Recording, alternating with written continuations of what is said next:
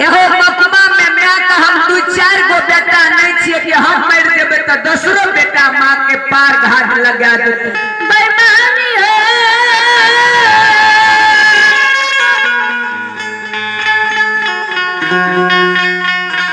एके गो मां के हम एकलौता बेटा छिए बुढ़िया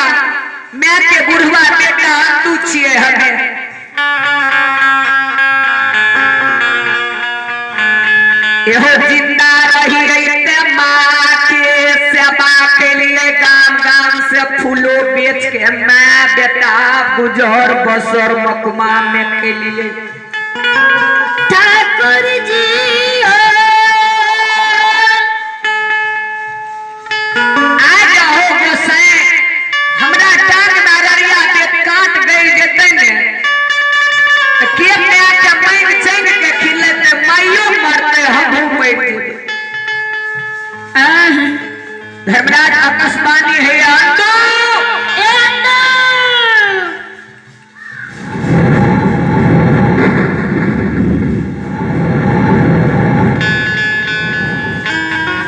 ए होया तू चिंता नहीं करी अंदो तोरा पर हम कर चल छियो ने और लाल बच्चा ने है ले दबाई को रुइया भगवान में है ले दबा तेरा हम जाने जन तेरा पीछा किए छे धर्मराज